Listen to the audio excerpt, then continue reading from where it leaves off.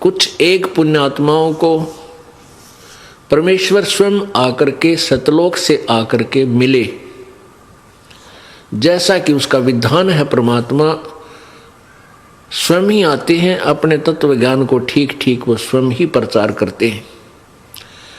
परमात्मा की परिभाषा अर्थात अपनी जानकारी वो स्वयं ही आकर के बताते हैं, क्योंकि काल भगवान ने सब मिथ्या ज्ञान लोक वेद पूरे मानव समाज में प्रवेश कर रखा होता है।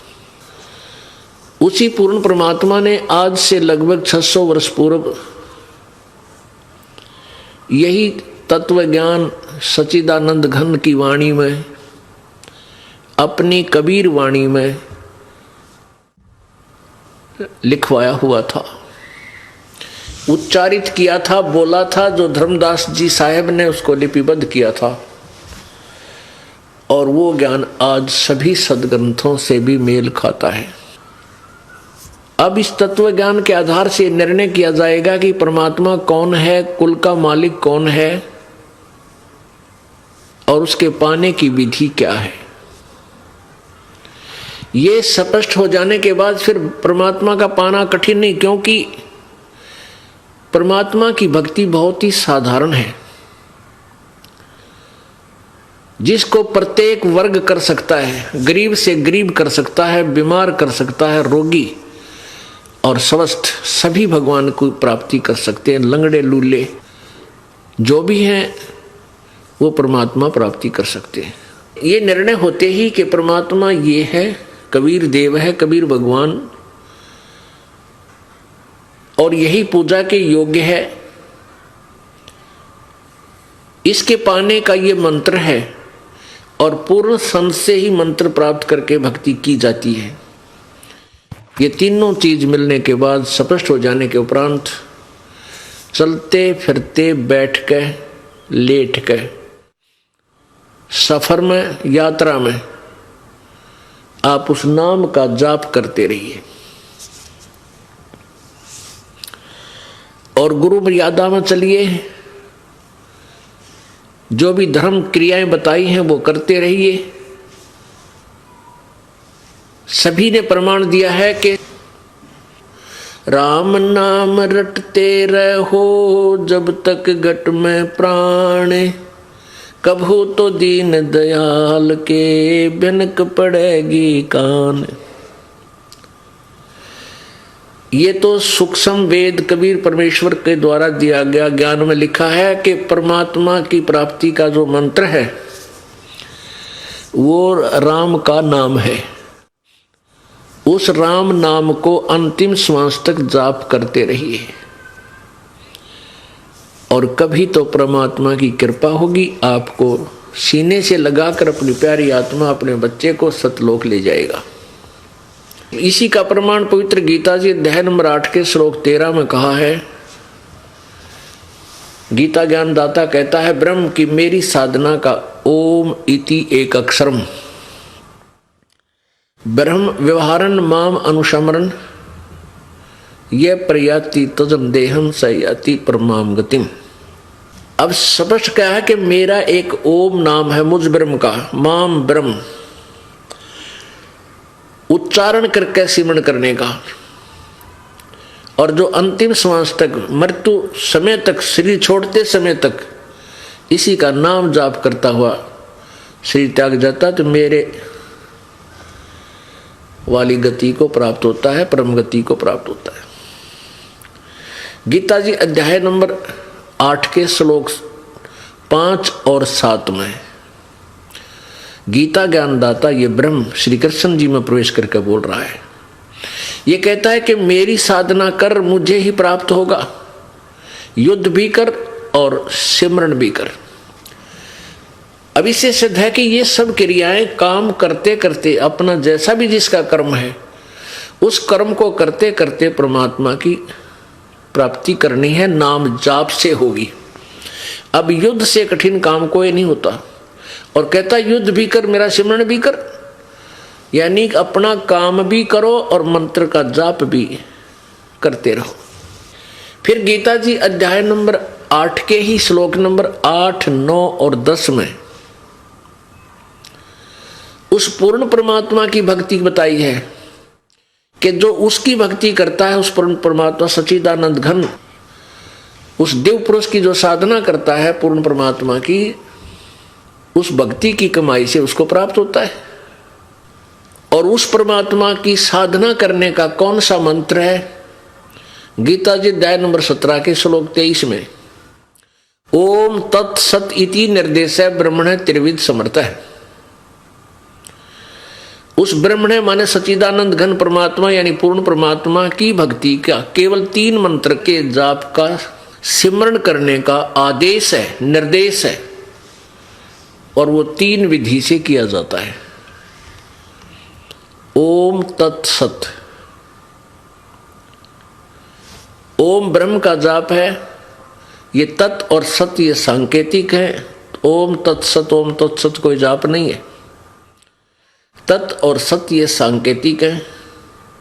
इनको तत्वदर्शी संत बताएगा। गीता जी अध्याय नंबर 4 के श्लोक 34 में कहा है कि उस तत्व ज्ञान को, जिसमें बहुत प्रकार के धार्मिक अनुष्ठानों का विवरण है, यथार्थ भक्ति की विधि है, उसको तू तत्वदर्शी संतों के पास जाकर समझ, उनको दंडवत प्रणाम करने से, कपट छोड़कर प्रश्न करने से वो तत्वदर्शी संत तुझे उस तत्व ज्ञान का, परमात्म तत्व की जानकारी देंगे, तत्व ज्ञान सुनाएंगे। तो ओम तत्सत को केवल तत्वदर्शी संत ही स्पष्ट कर सकता है। ओम तत्सत कोड वर्ड है। तो कहने का भाव यह है कि जो भी साधना करनी है नाम का जाप करने के करनी है। जैसे यजुर्वेद अध्याय नंबर 40 के श्लोक नंबर 15 मंत्र नंबर 15 में कहा है कि ओम कर्तु समर, किलवे समर और कर्तुम समर। ओम नाम का जाप काम करते करते सिमरण करो, विशेष कसक के साथ सिमरण करो, और अपना मूल कर्तव्य जानकर, मनुष्य जीवन का मूल कर्तव्य है परमात्मा की भक्ति, ये जानकर उसका सिमरण करो। तो इन पवित्र सदग्रंथों ने सिद्ध कर दिया कि परमात्मा के पाने का केवल एक जाप मंत्र है। ब्रह्म तक का ओम जाप है। इससे अतिरिक्त जो कि कोई अन्य मंत्र जाप करते हैं, जैसे ओम नमः शिवाय, ओम वासुदेव भगवते नमः, ओम एवं नमः, ये इस तरह के जो मंत्र हैं, ये कोई जाप के नहीं है। कोई भी सदग्रंथ प्रमाण नहीं देता इनका। तो ब्रह्म का जाप है ओम, और परब्रह्म का जाप है तत्। तत् मंत्र वो और है जो ये दास बताएगा। ओम और तत् मंत्र मिलकर 2 अक्षर का ये सतनाम बन जाता है। जिन भक्तात्माओं को ये सतनाम प्राप्त है वो समझ रहे हैं। और तीसरा मंत्र जो है वो सत, ये सांकेतिक है, ये सार नाम भी कहलाता है। ये पूर्ण परमात्मा का है। इन तीनों मंत्रों का जाप करना है, और तीनों मंत्रों का सिमरण जो है 3 विधि से होता है। तीर विधि 3 प्रकार से ऐसे परमात्मा पाया जाएगा। ये बहुत आसान है। आप यहां से बस में बैठते हो, अपने कार्य तक जाते हो, घर से अपने कार्यालय तक या किसी अपने दुकान की तरफ के तक, या कोई अन्य कार्य से रिश्तेदारी में जाना होता है, तो उसमें अपना मंत्र करते हुए जाइए। किसी से बात भी ना कीजिए, क्योंकि यात्री से कितनी बात कर सकता है आदमी। 2 मिनट कहाँ से आया, यानी साथ बैठा है तो इतना पूछ सकते हैं कहाँ जाएगा, कहाँ से आए हो, बस। उसके बाद फिर अपना परमात्मा की भक्ति सिमरण शुरू कर दीजिए। ये ऐसा सिमरण है दूसरे को ये भी नहीं पता ये मंत्र कर रहा है या वैसे स्वाभाविक बैठा है। श्वास उश्वास से इसका जाप होता है। इसी प्रकार कोई किसान है तो अपने खेत में काम भी करे। जैसे हाली बीज धुन और पंथी से बतरावे, अब जैसे हाली खेत जोत रहा होता है किसान, या तो कुछ गाने गाता रहेगा साथ के साथ, क्या को रागनी याद कर लेगा या यूं करता रहेगा सारा दिन, या कुछ सोचता रहेगा, उसके स्थान पर अपनी भक्ति करता रहे। मजदूर है अपने, उसने क्या करना है, कस्सी का कार्य है या सिर पर टोकरी रख के चल पड़ा, वहां डाल के आनी है, वहां से वहां तक 2 सिमरण करे, आते समय फेर करे। तो ऐसे अपने इस रूटीन को बना के रखे। नाम उठत नाम बैठत नाम सोवत जागवे, नाम खाते नाम पीते नाम से ती लागवे। इस प्रकार भगवान मिलेगा। अब ये फैसला किया जा रहा है, ये सत्संग जो चल रहा है इसमें ये आपको बताया जा रहा है कि कुल का मालिक कौन है और वो कैसा है और किसने देखा है। जैसा कल के सत्संग में आपको सदग्रंथों से प्रमाणित किया गया था, आपके समक्ष रूबरू कराए थे कि सभी पवित्र सदग्रंथ प्रमाण दे रहे हैं कि परमात्मा सह शरीर है, मनुष्य दृश्य है, साकार है और वो ऊपर सतलोक में रहता है और वहां से चलकर आता है अपनी प्यारी आत्माओं को, अपने श्रेष्ठ भक्तों को मिलता है आकर के, दृढ़ भक्तों को, और उनको तत्व ज्ञान से परिचित कराता है। ये तो वेद बता रहे हैं उस परमात्मा की लीला कि वो परमात्मा वो भगवान होता है जो ऐसी लीला करता है। और परमेश्वर ने स्वयं कहा था कबीर जी ने कि वेद मेरा भेद है, मैं ना वेदन के माही, और जौन वेद से मैं मिलूं वो वेद जानते नहीं। वेद, ये चारों वेद, ऋग्वेद, यजुर्वेद, अथर्ववेद और सामवेद, ये चारों वेद परमात्मा कबीर जी की महिमा से परिपूर्ण है, उस पूर्ण परमात्मा की महिमा से परिपूर्ण है। लेकिन इन चारों वेदों में परमात्मा कबीर भगवान पूर्ण परमात्मा के पाने की विधि नहीं है। इसलिए परमात्मा कबीर जी अपनी वाणी में कहते हैं कि ये चारों वेद मेरा ही भेद बता रहे हैं, पर मैं मिलो वेदन से नहीं, मैं इन चारों वेदों में वर्णित विधि से मैं प्राप्त नहीं हो सकता। और जौन वेद से मैं मिलूं वो वेद जानते नहीं। जिस वेद से मैं मिलूं यानी सूक्ष्म वेद से परमात्मा कबीर जी के पाने की विधि उसमें लिखी है, तो वो चारों वेदों में नहीं है, वो ये वेद जानते ना। आज सुबह के सत्संग में आपको ज्ञान दिया था, जानकारी दी थी कि आदरणीय गरीबदास साहिब जी को परमात्मा मिले। उन्होंने सतलोक में परमेश्वर के दर्शन किए और वही परमात्मा छुडानी गांव में, जिला झज्जर, हरियाणा प्रांत, भारतवर्ष में, वो सह शरीर आए थे जिंदा महात्मा रूप बना के, और अपनी प्यारी आत्मा, उस श्रेष्ठ आत्मा, अपनी उत्तम आत्मा गरीबदास जी को मिले। उनको अपना भेद बताया, सचखंड दिखाया, फिर वापस छोड़ दिया। उस प्यारी आत्मा ने फिर आंखों देखा उस पूर्ण परमात्मा का ज्ञान अपनी एफिडेविट में, अपनी अमृत वाणी में, अपने अनुभव की वाणी में लिखा हुआ है। वो जो आपको ये दास रह रह कर सुनाता है, उस गरीबदास साहिब जी की अनुभव की वाणी परमात्मा प्राप्ति के उपरांत। तो परमात्मा कौन है, कैसा है, कैसे मिलता है, ये सारी विधि सब विस्तार से विवरण संत गरीबदास जी ने अपनी वाणी में लिखा है। अब आपके समक्ष एक गवाह आदरणीय संत गरीबदास जी महाराज हो गए कि कबीर इज गॉड, कबीर भगवान है और यही कुल का मालिक है, ये पूर्ण परमात्मा है।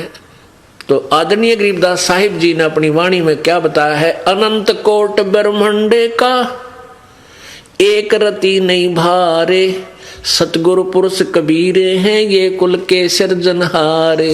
ओए होए, अनंत कोटि ब्रह्मांड का वो ही रचने वाला है और उसके ऊपर इसका उनका इतना भी भार नहीं है कि अपने वचन से अपनी शब्द की शक्ति से इन सबको घुमा रखा है। सब चक्कर काट रहे हैं उस परमात्मा के एक वचन से, कैसे चलो तुम, ये अपने आप चल रहे हैं।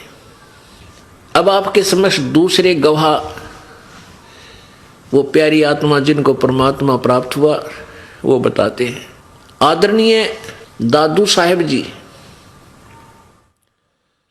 दादू साहेब जी जब 7 वर्ष के थे, 7-8 वर्ष के बालक थे, बच्चों में खेल रहे थे, वहां एक बूढ़ा बाबा बनकर यानी जिंदा महात्मा के रूप में परमात्मा प्रकट हुए। उनको तत्व ज्ञान से परिचित कराया और उस आत्मा को लेकर परमात्मा ऊपर सचखंड में गए, सतलोक दिखाया। उधर से दादू साहेब जी का शरीर अचेत हो गया, बेहोश हो गए, लेकिन मृत्यु नहीं हुई। आत्मा ऊपर चली गई, शरीर को जीवित रखा प्रभु ने। 3 दिन और 3 रात तक बेसुध पड़े रहे और जैसे स्वप्न देखते हैं ऊपर सतलोक सचखंड सब कुछ दिखाकर तीसरे दिन वापस छोड़ दिया। उसके बाद उस दादू साहेब जी ने, आदरणीय दादू साहेब जी ने परमेश्वर कबीर जी की कलम तोड़ महिमा गाई है। जिन मोह को निज नाम दिया सोए सतगुरु हमारे, दादू दूसरा कोई नहीं ये कबीर सिरजनहारे। कहते हैं दादू साहब कह रहे हैं कि जिन मोह को निज नाम दिया, जिसने मुझे वो सही मंत्र दिया, निज माने खास यथार्थ नाम दिया, और सोए सतगुरु हमार, दादू दूसरा कोई नहीं यो कबीर सिरजनहार। ओए होए, ये परमात्मा, ये बंदी छोड़। अब उस परमेश्वर के कितने गवाह हैं जिन्होंने परमात्मा को देखा है। आपके समक्ष उन सभी गवाहों की अमृतवाणी सुनाई जाएगी। दादू नाम कबीर की जय कोई लेवे ओटे, उनको कभू लागे नहीं ये काल वज्र की चोटे। दादू साहब कह रहे हैं कि जो नाम कबीर जी के सच्चे नाम की जो ओट ले लेगा, पूर्ण संत से उपदेश लेकर, उसको काल के वज्र की चोट कभी नहीं लगेगी। अब काल का वज्र, वज्र माने एक भयंकर हथियार छोड़ दिया जाता था। वज्र होता था एक, जैसे आजकल मिसाइल होती है। कहते काल ऐसे गुप्त वज्र छोड़ देता है जिनके कारण जैसे कोई दुर्घटना होती है। अब काल के वज्र गुप्त कौन से हैं? जैसे दुर्घटना में एक ही परिवार के 3 आदमी मर गए, बता के बच्चा उस परिवार में। अब किसी क्षेत्र में बाढ़ आ जाती है, हजारों की संख्या में व्यक्ति मृत्यु को प्राप्त हो जाते हैं। किसी क्षेत्र में भूकंप आ जाता है, आपने सुना होगा कहीं कोई एयर क्रैश हो जाता है, कोई हेलीकॉप्टर दुर्घटनाग्रस्त हो जाती है, कोई बसें दुर्घटना हो जाती है, कितने ट्रेन टकरा जाती है, या कहीं पर कोई ऐसा कोई बीमारी आ जाती है, कोई हार्ट अटैक होता है। ये काल के वज्र हैं। और जो परमात्मा कबीर जी की शरण में आ जाते हैं उनके ऊपर ये अटैक नहीं हो सकते। हम इसीलिए भगवान की खोज करते हैं। उनको अगर कोई बीमारी रोग हो जाता है वो भी ठीक होता है, परमात्मा ठीक कर देते हैं। तो इसलिए परमात्मा के विषय में दादू साहब कह रहे हैं कि उनको कभी लागे नहीं। दादू नाम कबीर की जय कोई लेवे ओठ। नाम की ओट का तात्पर्य है जैसे आपने परमात्मा की शरण ले ली पूर्ण संत के द्वारा उपदेश लेकर, तो वह नाम की ओट होगी, कबीर जी के नाम की ओट। ओट माने शरण, रक्षा कवच, वो रक्षा कवच हो गया, भगवान अपने आप रखवाला होता है। और उनको कभू लगे नहीं काल वज्र की चोट, जो जो शरण कबीर के तिरगे अंत अपार। दादू गुण की ताक है कहत न आवे पार। जो कबीर जी की शरण में आए हैं ना जाने कितने पार हो गए, उनका वर्णन नहीं कर सकते। परमात्मा प्रत्येक कलयुग में, वैसे तो प्रत्येक युग में आते हैं, लेकिन उन 3 युगों में थोड़े ही जीव पार होते हैं और चौथे कलयुग में परमात्मा थोक के बाह से पार करते हैं बिना गिनती के। अब जो यह पिछली पीढ़ी प्रारंभ होगी, इसमें परमात्मा न जाने कितने लाखों करोड़ों अरबों तक को पार करेगा। और ये सुअवसर इसी युग में, कलयुग में और इस पिछली पीढ़ी में होता है। कुछ हजारों वर्षों तक ये ज्ञान चलेगा। हजारों वर्षों तक जो भी पुण्यात्मा परमात्मा की प्यारी होंगी, उनका जन्म आप पुण्यात्माओं के घर में अच्छी आत्माओं का होगा। वो पिछले पुण्यकर्मी प्राणी आएंगे, आपको भी कोई कष्ट नहीं होने देंगे, उनके कर्म इतने अच्छे होंगे। और फिर वो भक्ति करके अपना पार हो जाएंगे। हजारों वर्षों के बाद फिर नास्तिकता फिर पनपेगी, लोग दुष्ट हो जाएंगे। अब देख रहे हो कितनी गिरावट आ गई है समाज में, भगत मनुष्य समाज में जुल्म हुआ पड़ा गति। और अब इस ज्ञान से एक बार फिर सेट होएगा, भगवान से डरने वाली अच्छी आत्मा ऊपर आवेंगी, उभरेंगी, और निकम्मी आत्मा भी अच्छी हो जाएंगी इस ज्ञान को सुनकर। कोई किसी को दुखी नहीं करेगा, कोई लूटे खसोटे नहीं गा। उनको पता लग जाएगा किसके लिए कर रहा हूं, और करूंगा तो फिर पाप भी मुझे भोगने पड़ेंगे। किसी का कोड लग रहा है, किसी की आंख फूट गई, किसी का कैंसर हो गया, किसी की जीभ कट गई, किसी का हाथ कटा पड़ा है। ये पाप कर्मों के परिणाम है। फिर जब को ये पता हो जाएगा कि ये जैसे जो हमें आपदाएं आती हैं, ये हमारे पाप कर्मों से आती है, फिर कोई बुरा नहीं कर सकता। अनजानपने में हाथ जला रहे हैं हम, अनजानपने में नंगे तार को, बिजली के तार को जिसमें करंट होता है उसको भी छू लेता है बालक, और मृत्यु को प्राप्त हो जाता है। और जब वो बड़ा होता है, समझदार होता है, उसको ज्ञान होता है कि इसमें भयंकर बिजली है, नंगे तार को आप भी हाथ नहीं लगाता और दूसरों को भी नहीं लगाने देता, दूर से आवाज लगाता कि इसके निकट ना जाना, इसमें बिजली है, मर जाओगे। तो पुण्यात्माओं, ये जो पाप अज्ञानता में कर रहे हैं, कोई मिलावट करता है, कोई चोरी कर रहा है, कोई लेकर नहीं देता, कोई झूठ बोल रहा है, कोई रिश्वत लेता है, ऐसे ऐसे जुल्म कर रहे हैं, कोई दहेज मांगता है, परेशान करता है किसी दूसरे को। और जो जिसके अधीन है, जैसे पत्नी अधीन है पति कर, वो अपनी पत्नी को तंग करता है तो पाप का भागी होता है। ऐसे ही जो जिसके अधीन है, वो तगड़ा आदमी अपने से नीचे वालों को परेशान करता है, उसको बहुत बुरा हाल होता है। तो फिर हमने डर लगेगा कि आत्मा परमात्मा की है, और इनको हम दुखी करेंगे तो प्रभु हमसे नाराज हो जाएगा, क्योंकि उसके बालक हैं ये उस धनी के बच्चे हैं। धनी के बच्चों को कोई तंग करता है तो उसकी फिर शात आया करे, उसकी खूब पिटाई करता है वो, तो फिर हमने डर लगेगा, फिर हम गलती नहीं करेंगे। तो ऐसे हम परमात्मा के इस ज्ञान को समझकर एक मानव बनेंगे। अब हम मानव नहीं रहे। कहते कुब्द कांचड़ी चढ़गी चित पे तू होया मनुष्य से नागरे, सूझे नहीं सजन सुख सागर बिना प्रेम बैराग रे। कुब्द कांचड़ी यानी ये कुमत रूपी कांचड़ी आपके ऊपर चढ़ गई है। मनुष्य के स्थान पर नाग बन गए, काग बन गए। जैसे काग क्या करता है, कौवा क्या करता है कि गधा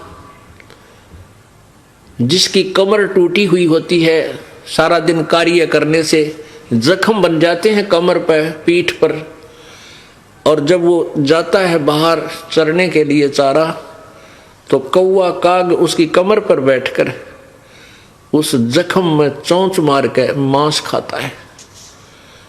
पुण्यात्माओं, आपके कोई खरोंच आ जावे और खरोंच के ऊपर कपड़ा भी लग जाओ तो आंखों में से पानी आओ, इतनी पीड़ा होती है।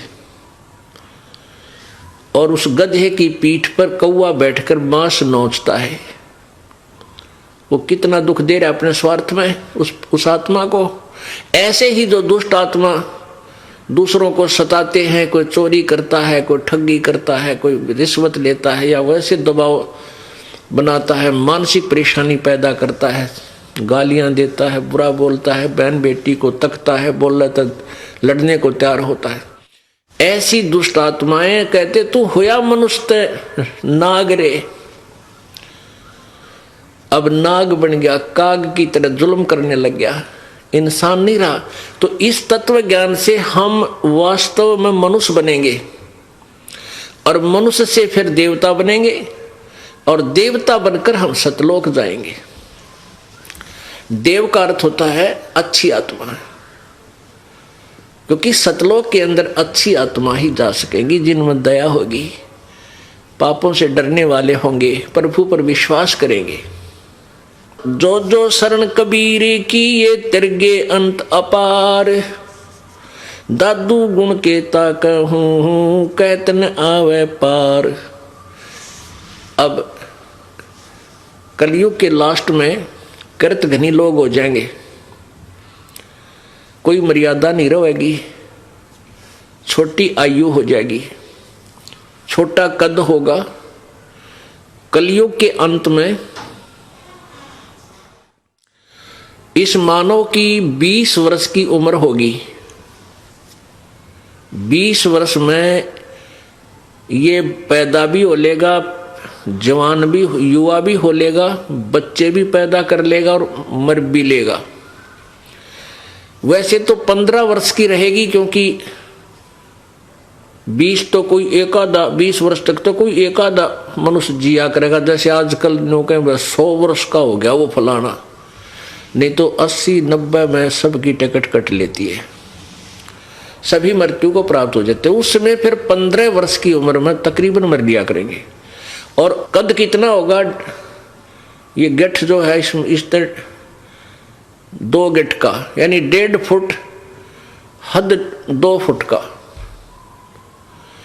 और इतनी जनसंख्या हो जाएगी, इतने कृतघ्नी लोग हो जाएंगे, कोई धर्म को नहीं जानेगा, कोई मर्यादा नहीं, कति पशुओं जैसे व्यवहार, कच्चा मांस खाने लग जाएंगे।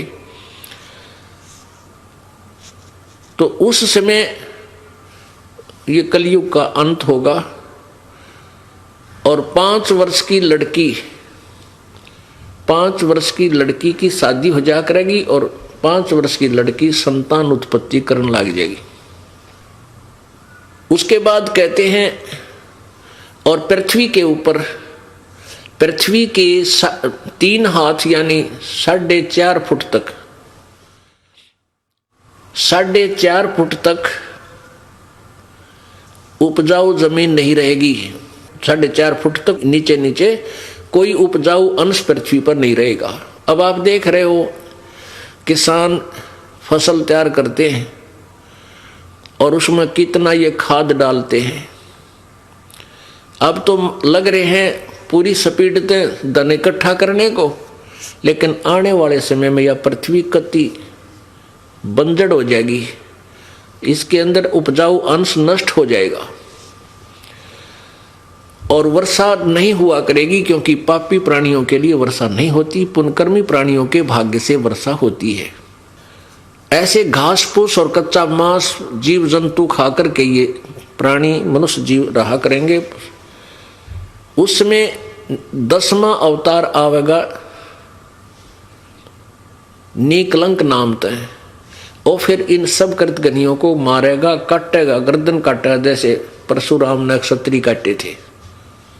उस समय भी कुछ आत्माएं 1-8% जो भगवान से डरने वाली होंगी वही बचेंगी और फिर से सतयुग प्रारंभ होगा। कैसा होगा कि एकदम बहुत जबरदस्त वर्षा होगी प्रभु की कृपा से, और पूरी पृथ्वी पर कई फुट, सैकड़ों फुट पानी इकट्ठा हो जाएगा। अच्छी आत्माएं ऊपर क्षेत्रों में चली जाएंगी, पहाड़ों के ऊपर, और फिर पूरी पृथ्वी पर पानी सूखेगा धीरे धीरे, जो नीचे उपजाऊ अंश नष्ट हुआ था वो धीरे धीरे जहर, वो विष ऊपर आ जाएगा जल में, और फिर वो धीरे धीरे जब सूखेगा उसमें फिर पूरी पृथ्वी पे घास फूस वन, ये पेड़ पौधे उग जाएंगे, और फिर धीरे धीरे वो ऑक्सीजन जो अप्रदूषण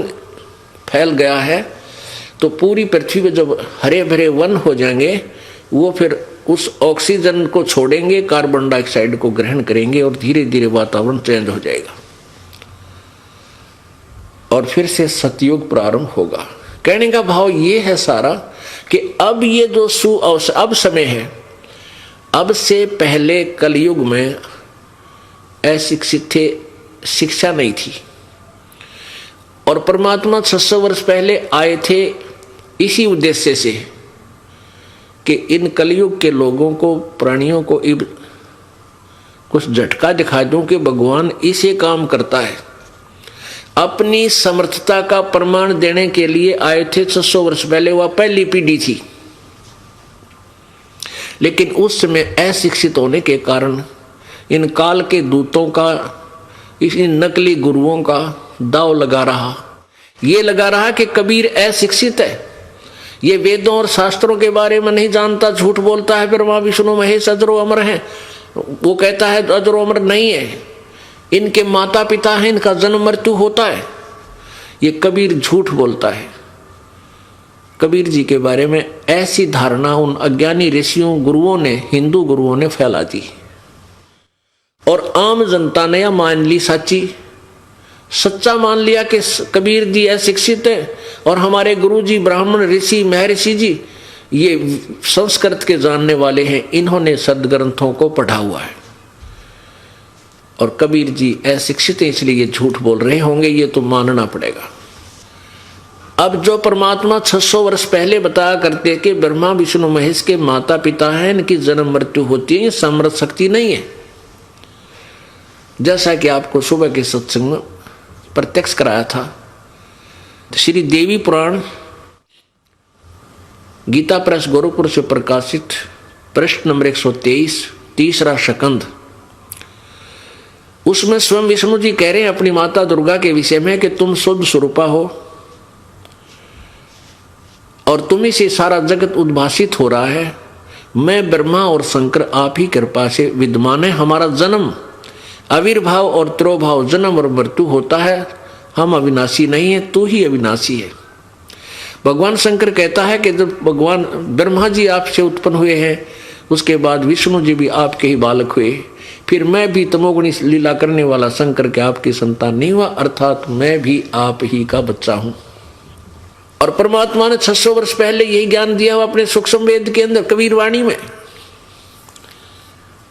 तो वो थी पहली पीढ़ी, और जो परमात्मा की लीलाएं करता वो लीला भी करके चले गए, और उन्हीं की गवाही, उन्हीं की अब साक्षी चारों वेद और पुराण 18 ये प्रत्यक्ष दे रहे हैं कि जो कबीर जी ने लीलाएं की वो परमात्मा ही कर सकता है, और नहीं कर सकता।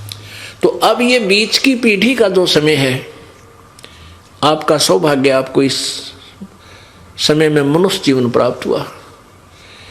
इस परमात्मा के पाने के लिए किसी विशेष जाति या मजहब की आवश्यकता नहीं, और ये नहीं समझना कि ज्यादा पैसे वाले ही पार होते हैं, धनवान या उच्च जाति वाले नहीं। परमेश्वर कबीर जी ने ये भ्रमणा दूर करने के लिए और एक जुलाहा जाति में आए, और क्या कहते हैं कि जुलाहे का सुत आन कहाया जगत कर मेरी आसी, ओए होए, कि मैं जुलाहे का बेटा कहलाया, यहां आकर के दुनिया मेरी मजाक उड़ाती है कि ये धानक है, कबीर है, जुलाहा है। इसलिए आए थे परमात्मा के उसमें छुआछात चरम सीमा पर थी। ब्राह्मण लोग कहते थे प्रभु की भक्ति करने का अधिकार, सदग्रंथों को पढ़ने का अधिकार केवल उच्च जाति वाले को ही होता है, और वो ब्राह्मण है। बाकी तीन वर्ण अपना अपना कार्य करते रहो। तो पुण्यात्माओं, परमात्मा ये बताना चाहते थे कबीर जी के परमेश्वर मेरे पाने के लिए, परमात्मा पाने के लिए मेरे की तरह, जैसे मैं गरीब हूँ, क्योंकि प्रतिदिन जितना कपड़ा बुनते थे उसकी जो बुनाई आती थी उससे अपना गुजारा करते लीला कर रहे थे। परमात्मा ने, कबीर जी ने ये लीला की थी एक बिल्कुल गरीब व्यक्ति की, और अपना काम करते करते भक्ति करके ये रिहर्सल करके दिखाई थी, एक उदाहरण पेश किया था कि मेरे से गरीब तो कोई हो भी नहीं सकता, और मैंने भगवान पाया, यानी सह शरीर गए परमात्मा। अब आम व्यक्ति तो यही, भगवान तो नहीं मान रहे थे वो लोग, लेकिन इतना अवश्य मानते थे कि कबीर जी की भक्ति श्रेष्ठ है, क्योंकि वो सह शरीर चले गए। तो वो भक्ति जो करते थे वो काम करते करते करते थे, ना घर छोड़ के गए, ना जंगल में गए, और ना ही ब्राह्मण कुल में जन्म था, एक जुलाहे कुल में जन्म, और फिर भी पार हो गए। तो परमात्मा ने ये सब भ्रमणा मिटानी थी कि भाई परमात्मा पाने के लिए मनुष्य शरीर हो और पूर्ण संत मिल जावे, और भक्ति डटके करना, श्रद्धा से नियम में रहना। कोई भी जाति हो, किसी मजहब का हो, गरीब हो चाहे अमीर, रंक हो चाहे राजा, मर्यादा में रहकर सारे पार हो सकते हैं। तो पुण्यात्माओं, ये सौभाग्य है आपका कि आज आपको परमात्मा ने मनुष्य शरीर दिया है, और इस दास को भेज दिया ये खजाना लेकर, ये तत्व ज्ञान रूपी खजाना आपके लिए खोल दिया प्रभु ने इस दास के द्वारा। आपके पुण्यों का कोई वर्णन नहीं कर सकते, कितनी अच्छी किस्मत आप लोगों की जो मनुष्य शरीर प्राप्त है इव कलयुग के इस बिछड़ी पीढ़ी में, और उससे भी भाग्यवान जो है जिस परमात्मा की शरण में आ चुके हैं, जो जितना देरी से आएगा उतना रोया करेगा बैठ के, उस बीते हुए समय को रोया करेगा बैठ के वो पात्मा। हे भगवान, पहले क्यों नहीं मिले? हे परमात्मा, ये बर्बाद हो गया मेरा जीवन। अब हम ये दास देख रहा है, कोई 20 वर्ष से, कोई 30 वर्ष से, कोई 40 वर्ष से अन्य पंथों के पास अपना जीवन बर्बाद करके अब आते हैं, ये ज्ञान सुनते हैं, अमृत वर्षा सुनते हैं, आंखों से आंसू नहीं सूखते उन बहन भाइयों के, और रोते हैं अपनी किस्मत को। हमारा दुर्भाग्य था कि कहाँ फंस गए थे जाकर, शुक्र है काल के जाल से निकल आए, वो तो काल के दूत है। कोई साधना नहीं, कोई ज्ञान नहीं, कोई सच्चा उनके पास नाम नहीं, किसी को नाम देने का, वो सच्चा नाम देने का अधिकार नहीं। सच्चा नाम में कोई ना उनके पास अधिकार, तो बात की बात है। तो इस प्रकार ये तत्व ज्ञान के आधार से पूरा विश्व एक बार पूर्ण रूप से मानव बनेगा। अब मानव नहीं है, मनुष्य के शरीर में कर्म सारे उल्टे किए जा रहे हैं। शराब पीवे, मांस खावे, अरे हुक्का पाड़े, ताश खेलें, जुआ खेलें, रिश्वत लुटे, माड़ी सी बात के ऊपर लट्ठम लट्टा भुंडे बोले, बहन बेटियां भुंडी तकें, शराब पी के गली में खड़ा होकर नंगे नाचे। बहन बेटियां भी डांस करती हैं, आदमी नाचे इन डीजे बजा के ब्याह शादियों में, कुछ खुशी हो जाए, अरे थारा गजब हो, नाच जाइयो, सारे नाचे, बाप नाचे, बेटी नाचे, हर पता फिर नहीं हो कि ये मनुष्य है, ये मनुष्यों के काम होया करे। कोई शर्म लाज कति खत्म कर दी। तो काल तो ये चाहता है कि ये कति डांगर बन जा और बेशर्म बेहया बन जा, भगवान से दूर हो जा, और कति नंगा तांडव काल का हो जा।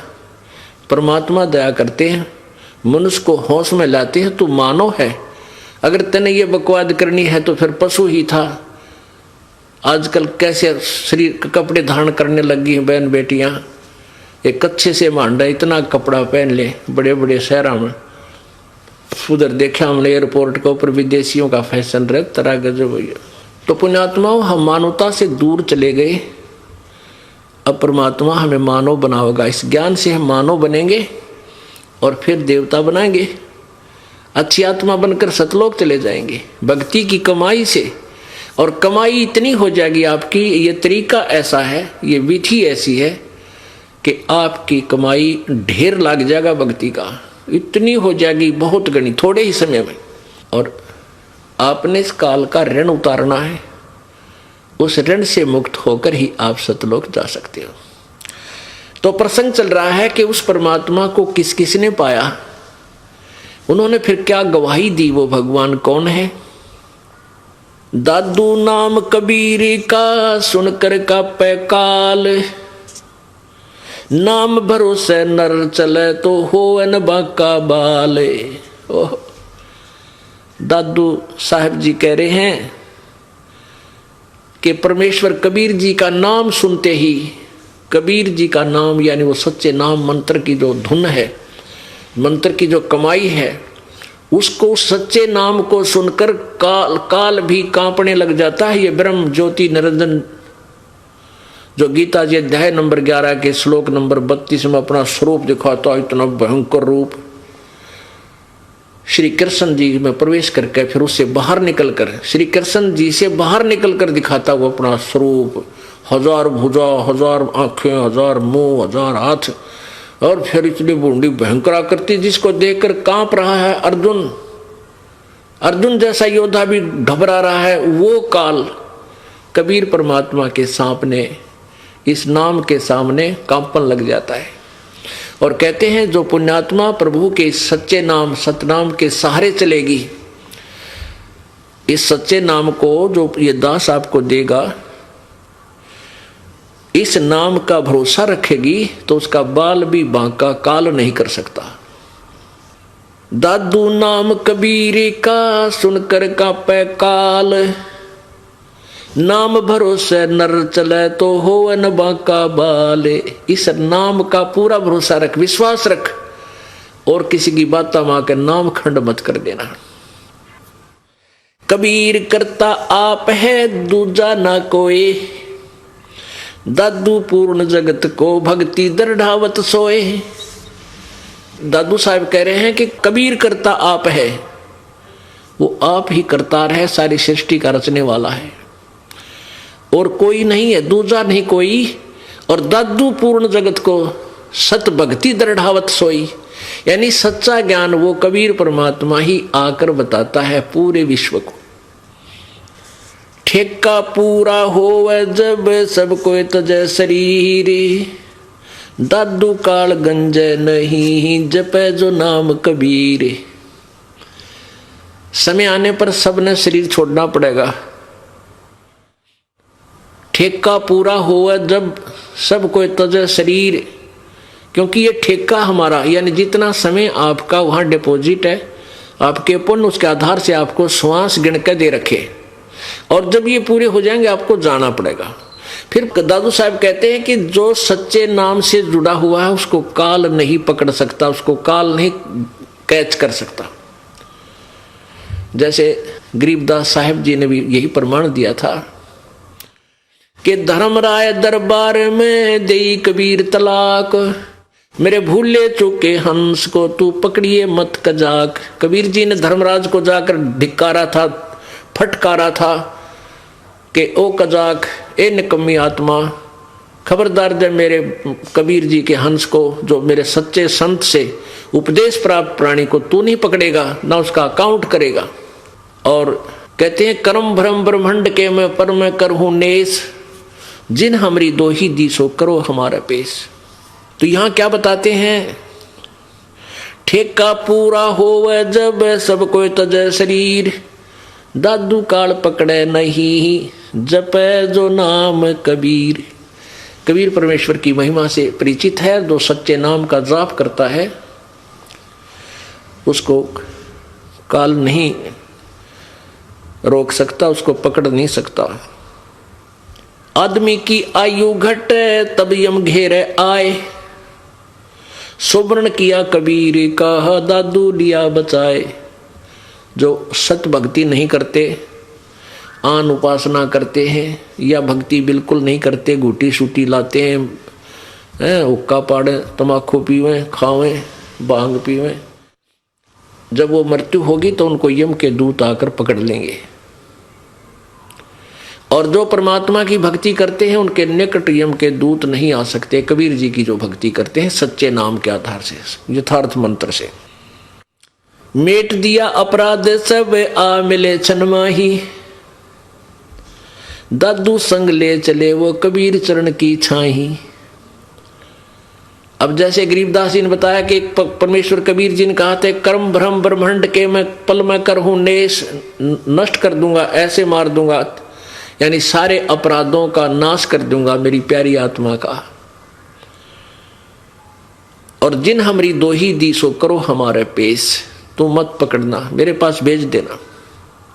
तो यहां दादू साहब कहते हैं कि मेट दिया अपराध सब हमारे पिछले जन्म जन्मांतर के। जब सच्ची लगन देखेगा प्रभु कबीर जी कि अब ये मेरी आत्मा मेरे अतिरिक्त किसी और इष्ट पर आश्रित नहीं रहा, यानी पति भरता पद पर जब हम आ जावांगे, हम अन व्यभिचारिणी भक्ति जब करेंगे, तब परमात्मा हमारे सब पापों को नाश कर देगा।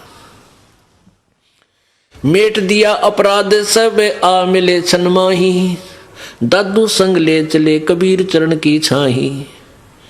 सेवक देव निज चरण का दादू अपना जान, और भृंगी सत कबीरे ने कीन्या आप समान। दादू अंतर्गत सदा छिन छिन सुमन ध्यान, वारो नाम कबीर पर पल पल मेरा प्राण। सुन सुन साख कबीर की काल नवावे माथ, धन धन तीनों लोक में है दादू जोड़े हाथ। दादू साहब जी कह रहे हैं कि कबीर परमात्मा की महिमा जहां भी कोई परम संत सुनाता है तो काल के भी धक्का लगता है और हाथ जोड़ता है कि भगवान तो भगवान है, वो तो पूर्ण परमात्मा ही है।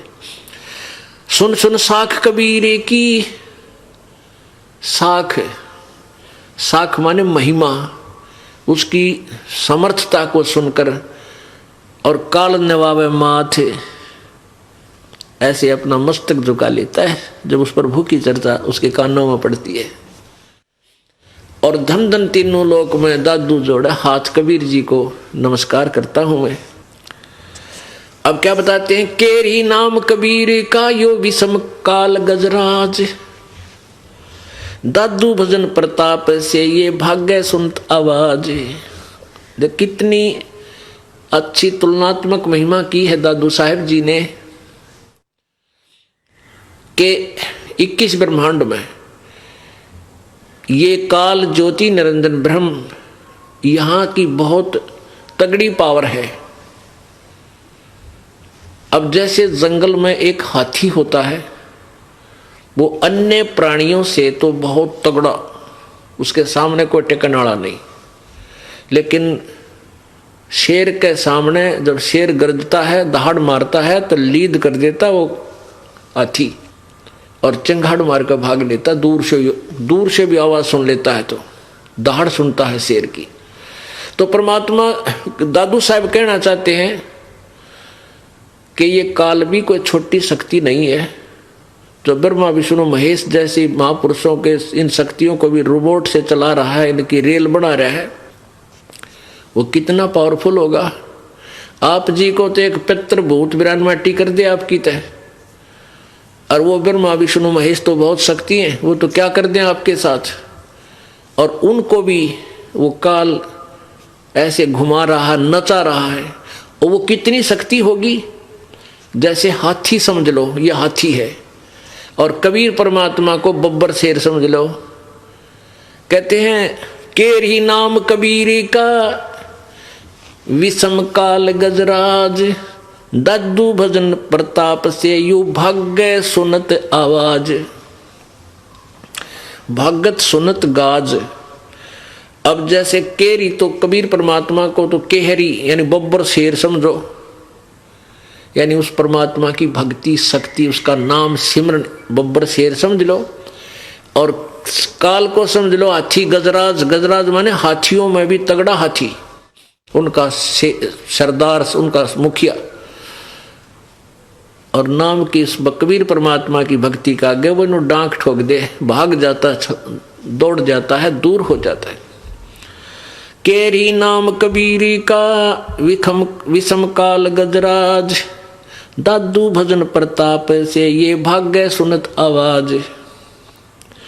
एक पल नाम कबीर का दादू मन चित लाए, अस्थि के असवारे को स्वान काल नहीं खावे। अब किसी तुलना की है अपने परम पिता परमात्मा कबीर जी की शक्ति की, कि जो प्यारी आत्मा, जो पुण्यात्मा परमात्मा कबीर जी की शरण में आगे हैं पूर्ण संत के द्वारा, वैसे नहीं कबीर पंथी कर ना जाने कितने, उनका नहीं कोई, उनको वहां वो कबीर पंथी नहीं है, वो कबीर जी की शरण नहीं है, क्योंकि उनके पास वो मंत्र नहीं है जिससे काल डरे। इस पृथ्वी पर वर्तमान में इस दास के अतिरिक्त किसी के पास अधिकार नहीं है ये सच्चा नाम देने का, सत्य नाम देने का और सार नाम देने का, और ये ज्ञान किसी के पास नहीं है, ना कबीर पंथियों के पास है, औरों के पास तो होगा ही कहां।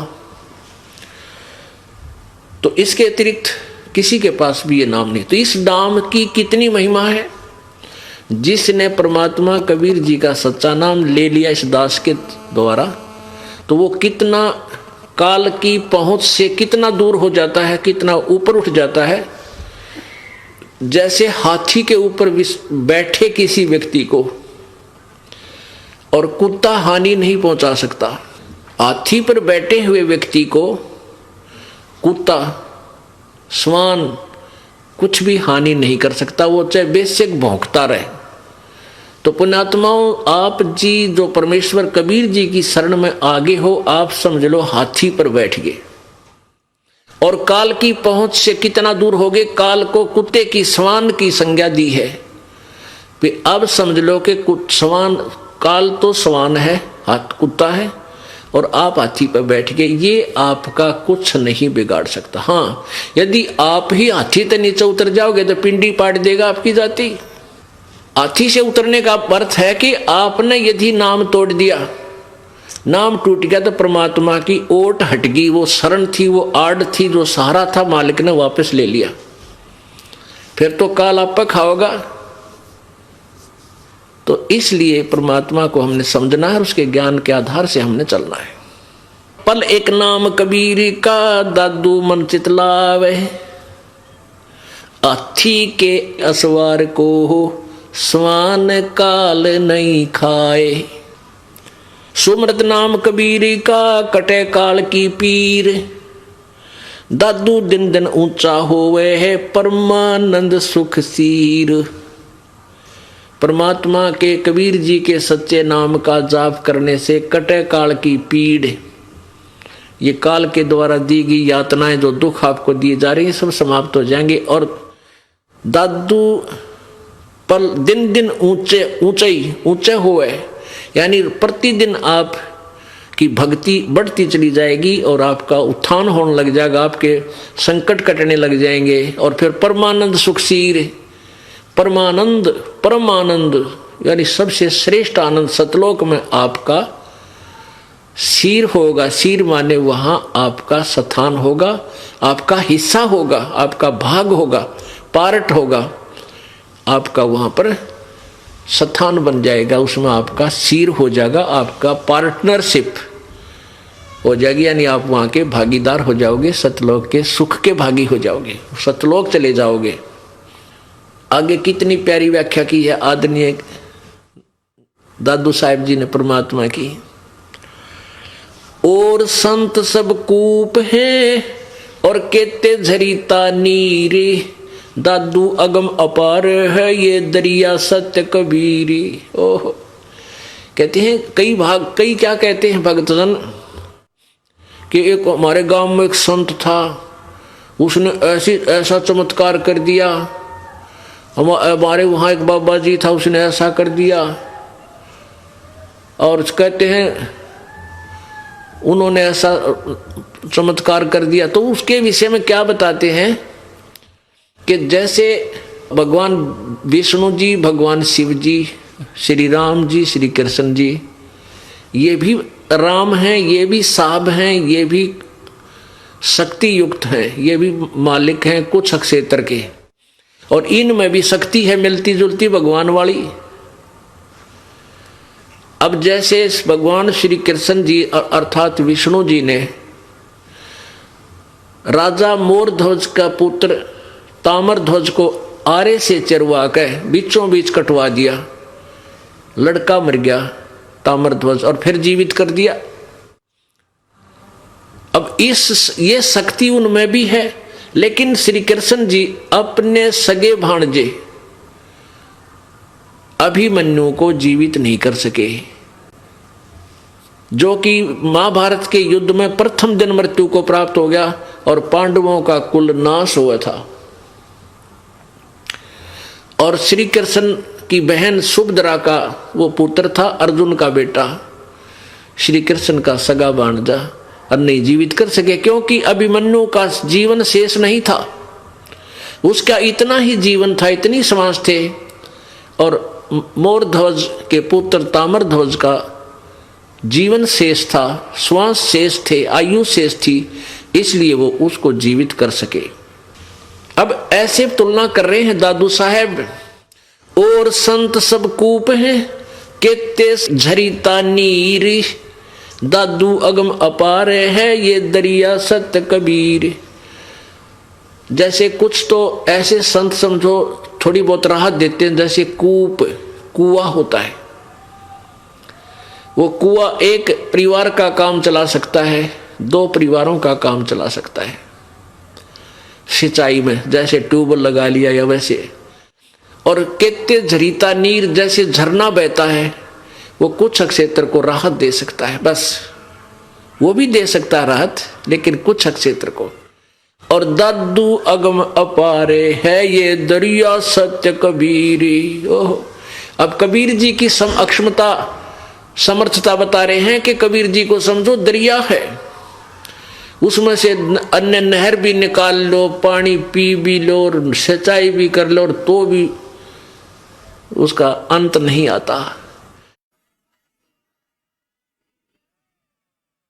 अब आपको कुछ भक्तों के अनुभव सुनाएंगे, ध्यान से सुनना, ये बार बार समय नहीं मिलता बच्चों। या एक एक अक्षर आपका बड़ा कीमती बहुमूल्य है, जो भगवान आपको यहाँ लाए हैं। ना यहाँ आना कोई बच्चों का खेल है, बगैर परमात्मा की रजा से आप इधर मुंह भी नहीं कर सकते। स्पेशल लाया आपको, चाहे कुछ भी कारण बनाया, चाहे दुखी करा चाहे सुखी करा, आपको ऐसे स्थान पर लाकर बैठा दिया। अब चर्चा सुना करो, एक एक शब्द को ऊपर विचार किया करो। आप सुनिएगा वो भक्तों का अनुभव। मैंने लाइफ में बहुत परिवर्तन देखा आपने, मतलब इतनी पढ़ाई किया, ये क्या हो गया, बहुत सारे डिस्कशंस हुए हैं। मतलब मैं झारखंड टॉपर रह चुका हूँ, गोल्ड मेडल जीता है मैंने मैथमेटिक्स में। इन सब का क्या है? ये सब कुछ नहीं है सर, मैं बता रहा हूँ आपको। 2.5-3 लाख रुपए तो सैलरी है आज मेरी महीने की। मतलब वो जो भी हो चुका हो सका है, वो सब सिर्फ और सिर्फ संत रामपाल जी महाराज की वजह से हो सका है। जो भी व्यक्ति इस बात को अगर बोलता है कि मतलब मैं साइंस हूँ और मैं आपको चैलेंज कर सकता हूँ, मैं बता रहा हूँ आपको, आप एक बार उनका सत्संग बस सुनकर देखिए। वो जो वहाँ जेल में बैठे हुए हैं ना, वो साक्षात भगवान है। नमस्कार सर। नमस्कार सर। सर क्या नाम है आपका? मेरा नाम नीलमणि दास है। मैं जांजगीर चांपा छत्तीसगढ़ का रहने वाला हूँ और अभी फ़िलहाल गुड़गांव में एक यूएक्स डिज़ाइनर की पोजीशन पे कार्यरत हूँ। सर संत रामपाल जी महाराज से नाम दीक्षा आपने कब ली? मैंने संत रामपाल जी महाराज से नाम दीक्षा 20 मई 2014 को ली थी। सर संत रामपाल जी महाराज से नाम दीक्षा लेने से पहले क्या आप कोई भक्ति साधना भी करते थे? जी सर, मैं आशाराम से जुड़ा हुआ था। आशाराम जी की भक्ति करता था। ऑलमोस्ट मुझे 6 साल हो गए थे उनकी भक्ति करते करते, और उनकी भक्ति करते करते कुछ खास वैसे तो लाभ नहीं हुआ था, बट थोड़ी बहुत जो बुराइयां थी मेरे अंदर में वो छूट गई थी, मगर ऐसा कुछ एडवांस लेवल पे कुछ लाभ नहीं हुआ था सर जी। तो फिर क्या कारण बना कि आप संत रामपाल जी महाराज की शरण में आए? जी, मैं एक साइंस का विद्यार्थी हूँ सर। मैं मतलब आईआईटी बॉम्बे में मैंने पढ़ाई भी की है। तो मेरे भैया पहले ही संत रामपाल जी महाराज से नाम दीक्षा ले चुके थे। तो उनके साथ मैंने बहुत आर्ग्यूमेंट किया कि भैया ये क्या हो सकता है, मतलब इंसान कैसे भगवान का रूप का दर्जा मिल सकता है किसी को। तो मैंने बहुत आर्ग्यूमेंट किया। मैं आसाराम जी की पॉइंट ऑफ उनके टाइम पे भी मैंने बहुत आर्ग्यूमेंट किया था कि नहीं, साइंस से बड़ा तो कुछ है ही नहीं, मतलब विज्ञान ही है सब कुछ गॉड का एग्जिस्टेंस आप ऐसे किसी आदमी को नहीं बता सकते। लेकिन जब उनसे बहुत डिस्कशन चला मेरा, संत रामपाल जी महाराज के मैं आश्रम गया। मैं आश्रम जाने के दौरान मुझे ये लगा कि ये तो बिल्कुल अलग जगह है। यहाँ पे लोगों को मुफ्त में खाना सोने का व्यवस्था, क्योंकि आशाराम के पास में मैं जा चुका था, वहाँ पे पैसे से आपको दिया जाता था। मतलब आप पैसे कूपन कटाओ और उसके बाद में आपको दाल चावल मिलती थी। वहाँ पे इतना कोई व्यवस्था नहीं था। बड़े जो पैसे वाले हैं उनको आगे बैठाया दिया जाता था, हम लोग बहुत पीछे बैठते थे और कहीं से दूर में तो छोटी मोटी झलकी मिलती थी आशाराम जी की। लेकिन यहाँ पे देख रहा हूँ सारे लोग आके आराम से परमात्मा आशीर्वाद दे रहे हैं। और उसी दौरान पे मुझे थोड़ा सा मन में एक तो कहीं विचार हुआ, नहीं यार मैंने कहीं और भी भक्ति की है तो यहाँ पे भी आकर एक कोशिश की जाए। संत रामपाल जी महाराज से मैंने नाम उपदेश लिया, संत रामपाल जी महाराज ने आशीर्वाद भी दिया। और मुझे सबसे एक आश्चर्य बात और लगी सर कि आप किसी भी व्यक्तिजन के आश्रम में जाएं, आशाराम जी को ले लें या किसी और भी बहुत सारे संत और जो पुरुष अपने आप को बताते हैं उनके आश्रम में जाएंगे तो वो लोग इंडिविजुअली आपको आकर आशीर्वाद नहीं देते हैं। मतलब जो मैंने नोटिस किया संत रामपाल जी महाराज के आश्रम में, वो हर एक शिष्य को आकर उनके सर पर हाथ रखकर आशीर्वाद दे रहे थे, जो कि अपने आप में एक बहुत बड़ी बात है। मतलब कौन से एक आप इतने बड़े पदवी पे पहुंच गए हो तो अपने आप को समझने लग जाते कि नहीं मैं तो आई एम गॉड। तो वो चीज़ मुझे लगा कि नहीं यार, वो तो एकदम बिल्कुल अपने आप को ऐसे दर्शा रहे हैं जैसे कि नहीं बेटा मैं तुम्हारा गुरु हूँ और तुम लोग शिष्य हो और तुम्हारा जितना भी दुख और ज़िंदगी में जितने कष्ट हैं उसको निवारण करना मेरा ही काम है। तो मतलब ये चीज़ मुझे दिखा और इसके बाद मैंने तो निश्चय कर लिया कि नहीं, मुझे संत रामपाल जी महाराज से नाम उपदेश लेना चाहिए। सर आप साइंस पर विश्वास करते हैं, फिर आपने संत रामपाल जी महाराज से नाम दीक्षा ली। हम आपसे पूछना चाहेंगे कि अभी आपकी क्या क्वालिफिकेशन है, आप क्या काम करते हैं? जी मेरी क्वालिफ़िकेशन, मैं national institute of fashion technology से बैचलर इन डिज़ाइन टेक्सटाइल में मैंने डिग्री ली है। मैं उस दौरान पे शाहरुख खान, आपने अभिनेता का नाम सुना होगा, मैंने उसके के घर का इंटीरियर भी डिज़ाइन किया हुआ है। ये इंडिया टुडे के आर्टिकल में पब्लिश भी है। आप मेरा नाम अगर नील मनी करके इंडिया टुडे टाइप करेंगे तो आपको मिल जाएगा। उसके आर्टिकल में, टॉप आर्टिकल में ही मेरा नाम है। और वो शाहरुख खान के इंटीरियर करने के बाद बहुत बड़े बड़े डिज़ाइनर्स के भी साथ भी मैंने काम किया, जिनमें से मनीष अरोरा है और करण जौहर, वरुण बहल के साथ भी काम किया। और वो छोटी छोटी बहुत उपलब्धियां थी जिसको संजो कर मैंने मास्टर डिग्री के लिए भी कोशिश करी। मास्टर डिग्री में मैंने आईआईटी बॉम्बे का एग्ज़ाम दिया। पहली दफ़ा जब एग्ज़ाम दिया था तो उस वक्त मेरा सिलेक्शन नहीं हुआ था। आईआईटी गुवाहाटी शायद मिलता बट नहीं भी मिल रहा था। लेकिन दूसरी दफ़ा आईआईटी बॉम्बे मिला मुझे और ऑल इंडिया रैंक 27 मैंने प्राप्त किया। आईआईटी बॉम्बे में मैंने इंडस्ट्रियल डिज़ाइन, जिसको आप बोल सकते हैं कि स्पेसिफिकली उसका स्पेशलाइजेशन ह्यूमन कंप्यूटर इंटरेक्शन था, उसमें मैंने पढ़ाई की। और उसके बाद अभी फ़िलहाल मैं एक अमेरिकन कंपनी थॉटवर्क्स में एक सीनियर यूएक्स स्पेशलिस्ट के रूप में कार्यरत हूँ। सर तो मैंने मास्टर डिग्री आईआईटी बॉम्बे से करी है। मुझे ऑल इंडिया रैंक 27 मिला था। आईआईटी बॉम्बे में मुझे गोल्ड मेडल भी मिला है, जिसमें फाइनल डिग्री का जो आपको प्रोजेक्ट सबमिट करना होता है उसमें मुझे गोल्ड मेडल मिला, बेस्ट स्टूडेंट का अवार्ड मिला था मुझे।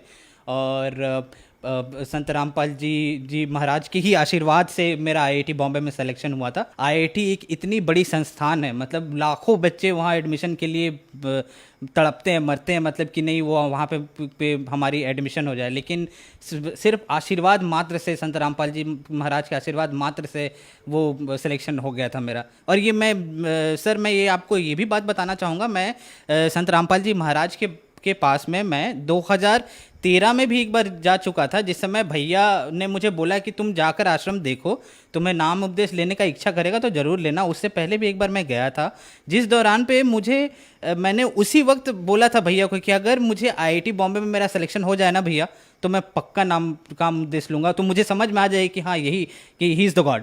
तो जैसे ही मैंने बोला कि संत रामपाल जी महाराज से मेरी वार्तालाप भी हुई, मैंने उनको बोला कि मैं आईआईटी बॉम्बे में मैं एडमिशन चाहता हूँ, तो उन्होंने एकदम आशीर्वाद दिया और बोला बेटा हो जाएगा।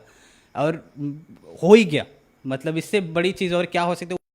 नीलमणि जी, आपने आईआईटी मुंबई से अपनी पढ़ाई पूरी की है और आप गोल्ड मेडलिस्ट स्टूडेंट रहे हैं। संत रामपाल जी महाराज के बारे में ये कहा जाता है कि उनसे श्रद्धालु अंधश्रद्धा के तहत जुड़ते हैं। कम से कम आप जैसे लोग जो टॉप आईआईटी कॉलेज में गोल्ड मेडलिस्ट स्टूडेंट हैं, टॉप इंजीनियर्स, टॉप डॉक्टर्स जो संत रामपाल जी महाराज से जुड़ रहे हैं, आप लोगों को तो हम नहीं कह सकते कि आप लोग संत रामपाल जी महाराज से अंधश्रद्धा के तहत जुड़े हैं। तो क्या ये धारणा बनाई गई है या ये धारणा कहीं ना कहीं तक ठीक है?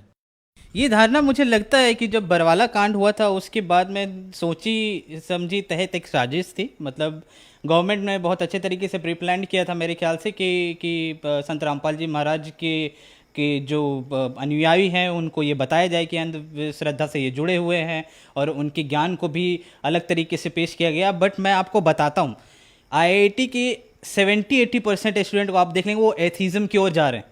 मतलब वो कंप्लीट एथिस्ट होते जा रहे हैं, उनको गॉड पे में यकीन ही नहीं है कि गॉड का एग्जिस्टेंस है। इसने इस पर्टिकुलर यूनिवर्स को किसने क्रिएट किया है। अरे भाई, आप बोलते हो कि ये गैलेक्सी इतना बड़ा है, मुझे दिखाई नहीं देता इतना था। अभी तक आप मानिए सर कि जितने सारे आपके फिलोसोफर हैं, जितने सारे आपके साइंटिस्ट हैं, इवन आप बोलिए ना तो जो आईआईटी से मास्टर डिग्री लेते हैं उनको आप एक जूनियर साइंटिस्ट भी बोल सकते हैं, और मैं एक जूनियर साइंटिस्ट भी हूँ। लेकिन आप जो छोटे छोटे जितने भी वहाँ पे स्टूडेंट हैं, आप उनसे जाकर आप ये पूछेंगे ना, उनका जो विश्वास है गॉड की ओर बिल्कुल भी बदल चुका है। मतलब लोग इतने ज़्यादा अंधविश्वास की ओर जा चुके हैं कि आपको यकीन नहीं होगा।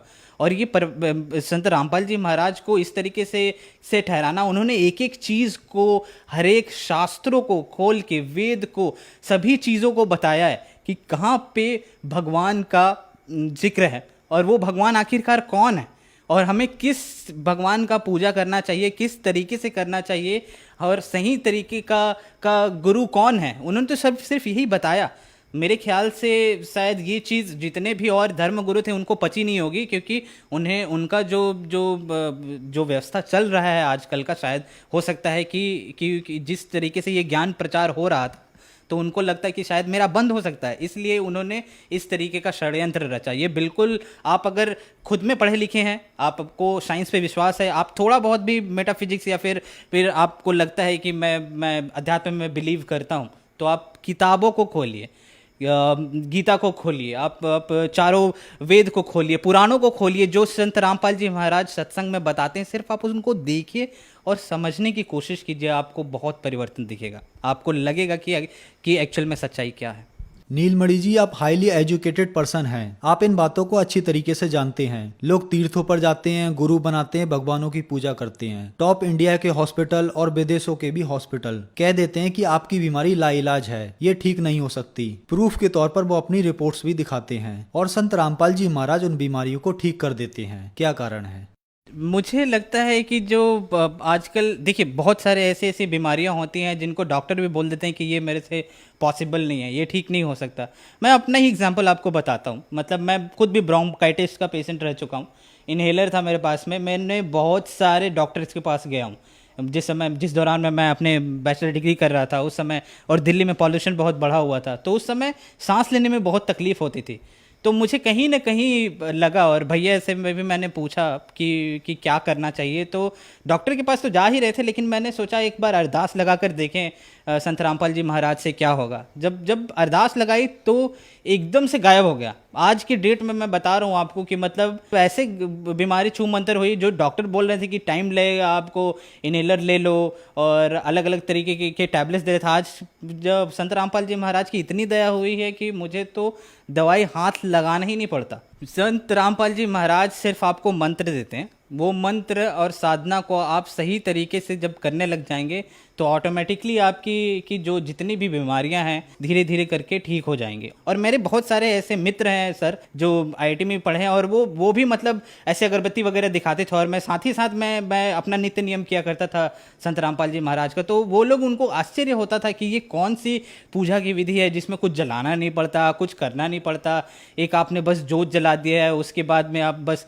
उसको पाठ कर रहे हो, ये क्या है। तो मैं उसी तरीके से उनको समझाने की कोशिश करता, ये जो आप कर रहे हो ये बिल्कुल आडंबर है, ये कहीं लिखा ही नहीं हुआ है। आप मुझे बताओ गीता में कहाँ लिखा हुआ है, किसी वेद में बताओ, पुराण में बताओ। और मैं यकीन मानिए, मैं जिस लड़के के साथ मैं आईआईटी रूममेट में था, मेरा जो रूममेट था वो रैंक 1 होल्डर था, मतलब ऑल इंडिया रैंक 1। तो वो बहुत बड़ी बात होती है। मतलब ऐसे लोगों के भी लोगों में आपको इतनी अंधविश्वास दिखेगी ना, जो कि मतलब जिसको देखा समझा ही नहीं जा सकता। तो मैं कहूँगा कि कम से कम आप संत रामपाल जी महाराज की जो पूजा विधि साधना है उसको समझिए, और जो उन्होंने गीता और वेद शास्त्र पुराण में जो बताए हैं, कम से कम उनको फॉलो कीजिए, देखिए, सत्संग सुनिए, तो आपको समझ आ जाएगा। सर, आप साइंटिस्ट हैं, हम आपसे पूछना चाहेंगे कि संत रामपाल जी महाराज के नामदान सेंटर पूरे इंडिया के साथ साथ विदेशों में भी खुले हुए हैं। संत रामपाल जी महाराज टीवी के माध्यम से नाम दीक्षा देते हैं। तो सर, ये कैसे पॉसिबल हो रहा है? एक संत इतनी दूर बैठकर अपने श्रद्धालुओं को सभी लाभ, उनकी बीमारियां एक मंत्र देकर ठीक कर रहे हैं। मैं तो सर सबसे पहले मैं आपको ये बोलना चाहूँगा कि आपने उनको संत बोलकर, मतलब वो गॉड हैं। मतलब आपको अगर यकीन नहीं होगा, वो गॉड है, साक्षात कबीर साहब हैं। मतलब मैंने लाइफ में बहुत परिवर्तन देखा आपने, मतलब इतनी पढ़ाई किया, ये किया, वो किया, बहुत सारे डिस्कशंस हुए हैं। मतलब मैं झारखंड टॉपर रह चुका हूँ, गोल्ड मेडल जीता है मैंने मैथमेटिक्स में। इन सब का क्या है? ये सब कुछ नहीं है सर, मैं बता रहा हूँ आपको। 2.5-3 लाख रुपए तो सैलरी आज मेरी महीने की। मतलब वो जो भी हो चुका हो सका है, वो सब सिर्फ और सिर्फ संत रामपाल जी महाराज की वजह से हो सका है। जो भी व्यक्ति इस बात को अगर बोलता है कि मतलब मैं साइंस हूँ और मैं आपको चैलेंज कर सकता हूँ, मैं बता रहा हूँ आपको, आप एक बार उनका सत्संग बस सुनकर देखिए। वो जो वहाँ जेल में बैठे हुए हैं ना, वो साक्षात भगवान है। उन्होंने ये पूरा का पूरा, मतलब वो बैठे बैठे वहाँ कितने सारे जो भक्तजन हैं, जितने शिष्य हैं उनका हर एक लाइलाज बीमारी ठीक हो जा रही है। और मैं बता रहा हूँ आपको सर, मैंने तो गुरु जी को, संत रामपाल जी महाराज को उस वक्त देखा था, लेकिन जो भक्त आज जिन्होंने देखा नहीं है, मिला नहीं है, उसके बावजूद भी जिन्होंने नामदान लिया है, उनको इतना लाभ मिला है, आप यकीन नहीं मानिएगा। मतलब ऐसे ऐसे लोगों की शिष्यों की मैंने गाथा सुनी है, जिन्होंने बताया कि मेरा पथरी ठीक हो गया, मेरी ब्रोंकाइटिस थी वो ठीक हो गया, मुझे कैंसर का बीमारी था वो ठीक हो गया। ये सब सारी चीज़ें आप देखोगे तो आपको यकीन आ जाएगा कि ये संत नहीं है जिसको आप संत बोल रहे हैं। कबीर साहब भी इसी तरीके से आए थे, उनको भी इसी तरीके से डिस्कार्ड कर दिया गया था, अवॉइड कर दिया गया था। आप उत्तर प्रदेश में भी जाओगे तो मंदिरों के ऊपर में भी इस तरीके से मतलब उनका जिक्र किया था। उनको बस कवि के रूप में ही देखा जाता है, उनको एक भगवान का दर्जा दिया ही नहीं गया। मैं बोल रहा हूँ एक छात्र होने के नाते कि कम से कम आप उनको भगवान नहीं मानते तो कम से कम उनकी बातों को तो सुनो। आप न्यूटन का लॉ पढ़ते हो, आप किसी गैलीलियो की बातों को सुनते हो, उनको तो समझते हो ना, उनकी बातों को तो मानते हो। आइंस्टाइन ने जो बोला उनकी बातों को मानते हो ना कि E=mc² होता है, इसको मान लेता हूं मैं। एक बार मान कर तो देखो कि संत रामपाल जी महाराज क्या बोल रहे हैं। नीलमणि जी, जो श्रद्धालु आज आपको टीवी पर देख रहे हैं, खास करके वो युवा जो आज अपने आप को एथिस्ट यानी नास्तिक कहने पर गर्व महसूस करते हैं, उनके लिए आप क्या कहना चाहेंगे? आजकल के बच्चों को क्या कहा जाए सर, मतलब उनका पता ही नहीं क्या फिलॉसफी हो गया है, क्या थॉट प्रोसेस हो गया है। भगवान पे विश्वास नहीं, शायद माता पिता का इज्जत करना भी भूल चुके हैं। मतलब मोबाइल फ़ोन में चिपके रहना, टिकटॉक पे वीडियोस बनाना, ये सब ऐसी ऐसी चीज़ें जो शायद यही चीज़ समाज की कुरीतियाँ आपकी ठीक हो जाएंगी। आप एक बार आकर देखो, संत रामपाल जी महाराज के आश्रम आओ। सर मैं आपसे बस इतना कहना चाहूँगा, संत रामपाल जी महाराज का सत्संग सुनो। चैनल पर सत्संग आता है, पीली पट्टी चलती है नीचे पर, उन पे फ़ोन नंबर दिए होते हैं, आप उन पे कांटेक्ट करो, कॉल करो, आपको आसपास के नामदान सेंटर का पता भी चल जाएगा और वहाँ से जाकर भी नाम उपदेश ले सकते हो। जब उनका ज्ञान समझ आएगा तो आप उस फ़ोन नंबर पे कांटेक्ट करके निःशुल्क पुस्तक भी मंगवा सकते हैं। पुस्तक को पढ़िए, पूरा का पूरा मिलान कीजिए बुक बाय बुक। जब आपको समझ आ जाए तो आप नाम उपदेश ले सकते हैं। धन्यवाद जी। सत साहिब।